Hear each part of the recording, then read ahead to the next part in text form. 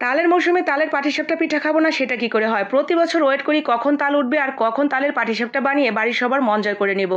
আজকে ঝটপট রেসিপিতে বানিয়ে ফেলেছিলাম এই তালের পাটিসাপটা। দেখতে যেমন সুন্দর, মাশাআল্লাহ আলহামদুলিল্লাহ খেতেও অনেকটা বেশি মজার।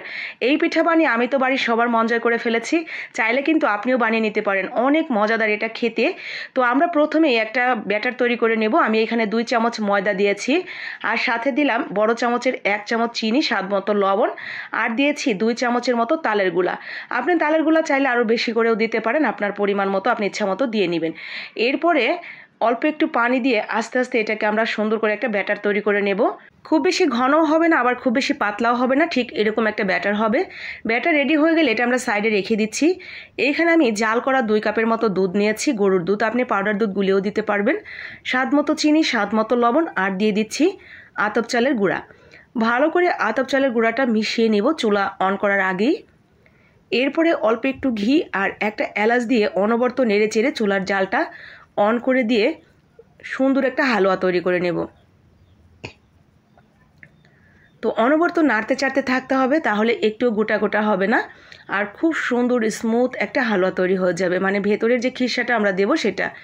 আপনি চাইলে একদম পুরোপুরি দুধের খিসা তৈরি করেও দিতে পারেন, সেই ক্ষেত্রে আরও অনেক বেশি ভালো লাগবে। তবে এই হালুয়াটা দিয়ে, মানে এই ভেতরের পুরটা দিয়েও খেতেও কিন্তু দুর্দান্ত লাগে। একটু পানি দিবেন না, শুধু ঘন দুধের মধ্যে এই খিসাটা বানিয়ে নেবেন, মানে হালুয়াটা।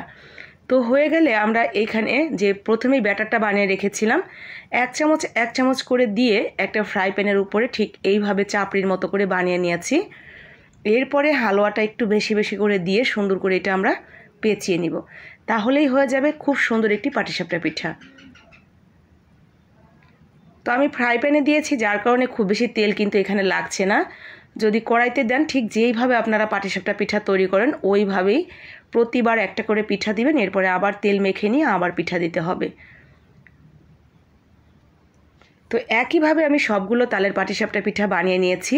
পাটিসাপটাটা যখন বানাবেন তখন একটু সাদা সাদাই লাগবে, কিন্তু এটা বানানোর পর যখন একটু কিছুক্ষণ রেখে দিবেন, ঠান্ডা হলে দেখবেন যে একদম পুরোপুরি কালারটা সুন্দর একটা কমলা কমলা, মানে হলুদ হলুদ কালার হয়ে গেছে। তো সুন্দর করে বেশি বেশি করে পুরটা দিয়ে আমরা জাস্ট এইভাবে রোল করে নিচ্ছি, তাহলেই হয়ে যাবে খুব সুন্দর এবং মজাদার পাটিসাপটা পিঠা।